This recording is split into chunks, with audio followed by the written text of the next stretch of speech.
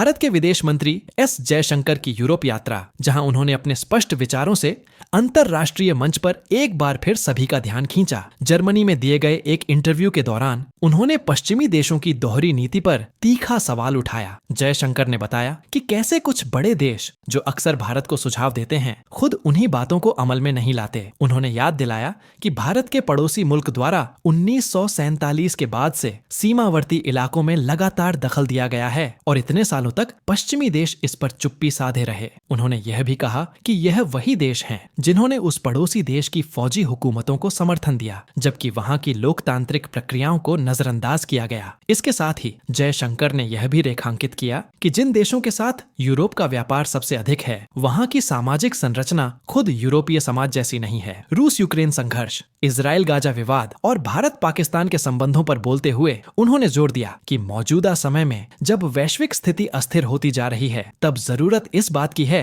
कि देश समूहों में आकर मिलजुल कर स्थायित्व की दिशा में काम करें। इजराइल से जुड़ी एक हालिया घटना ने अंतरराष्ट्रीय स्तर पर हलचल मचा दी है। दरअसल इजरायली सेना और वहां की सरकार ने हाल ही में एक अनचाही स्थिति के चलते भारत समेत कई देशों से औपचारिक खेद व्यक्त किया है। मामला कुछ यूं था कि फिलिस्तीन प्रशासन ने वैश्विक समुदाय को क्षेत्र की जमीनी स्थिति से अवगत कराने के लिए एक विशेष दौरे का आयोजन किया था। इस विजिट में भारत, चीन, रूस, ब्रिटेन, फ्रांस, कनाडा जैसे देशों के राजनयिक शामिल थे और इसे वेस्ट बैंक क्षेत्र में आयोजित किया गया था। यह इलाका आमतौर पर गाजा की तुलना में अपेक्षाकृत शांत माना जाता है, इसलिए इस दौरे की इजाजत इजराइल की ओर से पहले ही दे दी गई थी। हालांकि जब यह ग्राउंड विजिट हो रही थी, उसी दौरान अचानक वहां तैनात इजरायली सुरक्षा बलों ने आसमान की ओर चेतावनी स्वरूप गोलियां चलाईं। इस अप्रत्याशित घटनाक्रम से स्थिति थोड़ी असहज हो गई और सभी प्रतिनिधियों को नजदीकी ढांचों की ओट लेनी पड़ी। इजरायली सेना की ओर से बाद में जो स्पष्टीकरण आया, उसमें कहा गया कि मेहमानों ने जो रास्ता अपनाया था वह पहले से निर्धारित सुरक्षित मार्ग से अलग था। यही भ्रम की वजह बनी और यही वजह रही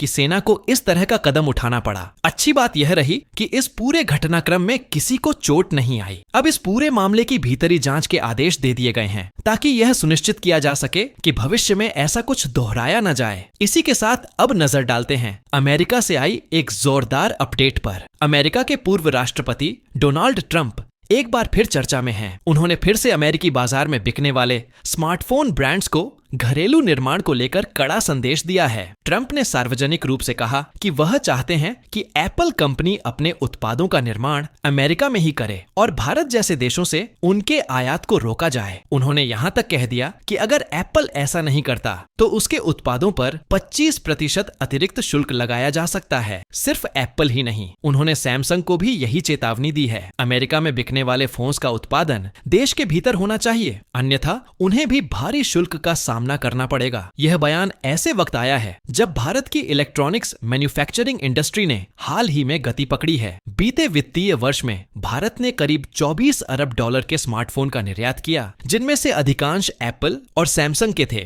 क्योंकि इन दोनों कंपनियों ने भारत में अपने उन्नत फोन्स का उत्पादन शुरू किया है। ट्रंप के इस रुख को भारत के लिए एक चुनौती के तौर पर देखा जा रहा है, क्योंकि यह मैन्युफैक्चरिंग सेक्टर के विकास की राह में रुकावटें खड़ी कर सकता है। इसके साथ ही ट्रंप प्रशासन ने यूरोपीय देशों को भी आगाह किया है कि 1 जून से उनके उत्पादों पर 50% तक आयात शुल्क लगाया जा सकता है। यह पूरा घटनाक्रम यह दिखाता है कि वैश्विक व्यापार और कूटनीति कितनी तेजी से बदल रही है और किसी भी देश को हर मोर्चे पर सतर्क रहना होगा, चाहे वो सहयोगी देश ही क्यों न हो। इस समय अगर किसी ने सबसे ज्यादा रणनीतिक संतुलन बना लिया है तो वो हैं रूस और चीन। दुनिया की बड़ी शक्तियों के बीच चल रही खींचातानी में ये दोनों देश अपेक्षाकृत मजबूत और स्थिर स्थिति में दिखाई दे रहे हैं, जबकि कई पुराने सहयोगी अब एक दूसरे के फैसलों से असहज हो रहे हैं। इसी बीच भारत और बांग्लादेश से जुड़ी एक बड़ी जानकारी सामने आई है। बांग्लादेश की सरकार ने भारत की एक सरकारी शिप बिल्डिंग कंपनी को दिए गए एक महत्वपूर्ण कॉन्ट्रैक्ट को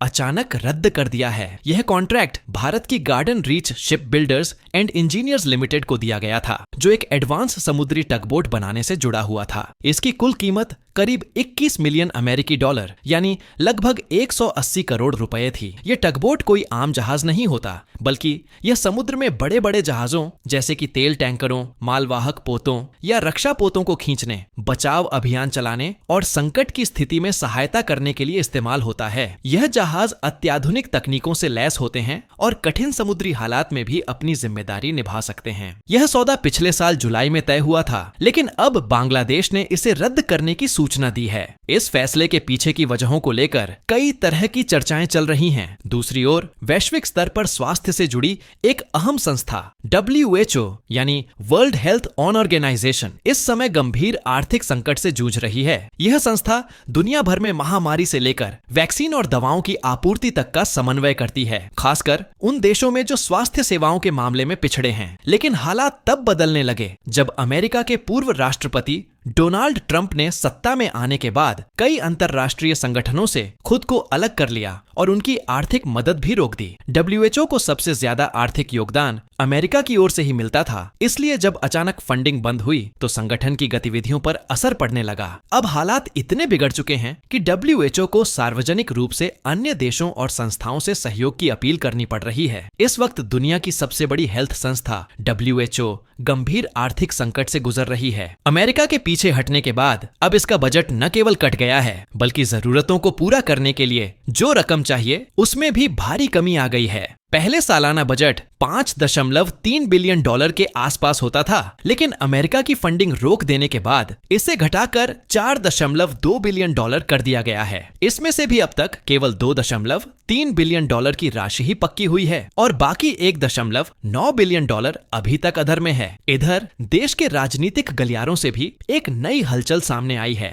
वरिष्ठ नेता सुब्रमण्यम स्वामी फिर से चर्चाओं में हैं। उन्होंने विदेश मंत्री जयशंकर से जुड़ी एक वीडियो को साझा करते हुए तीखी टिप्पणी की है। स्वामी का कहना था कि उन्हें जयशंकर का रुतबा सिर्फ एक औपचारिक प्रतिनिधि जैसा लगता है, जो प्रधानमंत्री की नीतियों को बस आगे बढ़ाते हैं। उनके मुताबिक विदेश नीति के क्षेत्र में स्वतंत्र सोच और निर्णय की जगह नहीं बची है। यह कोई पहली बार नहीं है जब सुब्रमण्यम स्वामी सरकार की विदेश नीति या शीर्ष नेतृत्व पर सीधी बात कर रहे हैं। वे पिछले कुछ वर्षों से कई बार अपनी असहमति जाहिर कर चुके हैं। अब यह कहना मुश्किल है कि इसके पीछे केवल मतभेद हैं या कुछ और भी कारण हो सकते हैं। दूसरी तरफ पड़ोसी मुल्क पाकिस्तान से खबर आई है कि वहां के प्रधानमंत्री शहबाज शरीफ कुछ देशों की यात्रा पर निकल रहे हैं, जिसे वह आभार यात्रा बता रहे हैं। ये दौरे उन देशों के लिए हैं जिन्होंने कथित रूप से पाकिस्तान की हालिया सैन्य रणनीतियों और सुरक्षा मामलों में समर्थन जताया है। इसमें सबसे पहले नाम है तुर्की का, उसके बाद अजरबैजान, ईरान और ताजिकिस्तान का। खास बात यह है कि 22 अप्रैल को जब भारत में एक बड़ा हमला हुआ था, उसी दिन शहबाज शरीफ तुर्की में मौजूद थे और अब एक महीने के अंदर ही दोबारा तुर्की जाना यह दिखाता है कि दोनों देशों के संबंध कितने गहरे हो रहे हैं। इन मुलाकातों को लेकर कई तरह की चर्चाएं हैं और ये साफ तौर पर दिखा रहे हैं कि पाकिस्तान इस समय अंतरराष्ट्रीय स्तर पर अपने पुराने सहयोगियों के और करीब जाने की कोशिश कर रहा है। हालात चाहे स्वास्थ्य क्षेत्र के हों या राजनीति और कूटनीति से जुड़े, हर तरफ बदलाव की लहर चल रही है। अब देखना यह होगा कि भारत इन सारे मामलों में किस दिशा में आगे बढ़ता है। सरकार की ओर से इस केस के लिए पर्याप्त सबूत इकट्ठा किए जा चुके हैं। दस्तावेज, आंकड़े और तमाम रिपोर्ट्स के जरिए यह दिखाने की कोशिश होगी कि पाकिस्तान सिर्फ जुबानी दावे कर रहा है, जबकि जमीनी हकीकत बिल्कुल उलट है। हालांकि यह पहला मौका नहीं है जब भारत ने ऐसी पहल की हो। इससे पहले भी जब IMF के सामने पाकिस्तान का मामला आया था, भारत ने कई मोर्चों पर अपनी चिंता जताई थी और चेताया भी था कि इस तरह से फाइनेंशियल मदद देना भविष्य के लिए खतरनाक साबित हो सकता है। बावजूद इसके IMF ने पाकिस्तान को $2.3 अरब की नई किश्त जारी कर दी। अब जब FATF की बात हो रही है तो एक बार फिर उम्मीदें कम ही नजर आती हैं। कई जानकार मानते हैं कि वैश्विक स्तर पर कुछ बड़े और प्रभावशाली देशों का रुख ही इन फैसलों को आकार देता है, जैसे अमेरिका और ब्रिटेन का। और जब ये ताकतें ही पाकिस्तान को अप्रत्यक्ष रूप से डील देने में रुचि दिखाएं, तो फिर किसी सख्त कार्रवाई की गुंजाइश बहुत कम बचती है। पहलगाम वाली घटना के बाद भी अगर किसी देश को बिना किसी शर्त के आर्थिक राहत दी जा रही है, तो फिर बाकी अंतरराष्ट्रीय संस्थाएं भी शायद ही कोई कड़ा कदम उठाएं। कुल मिलाकर भारत अपना पक्ष पूरी मजबूती से रखने जा रहा है, लेकिन नतीजा क्या निकलेगा, ये अभी भी सवालों के घेरे में है।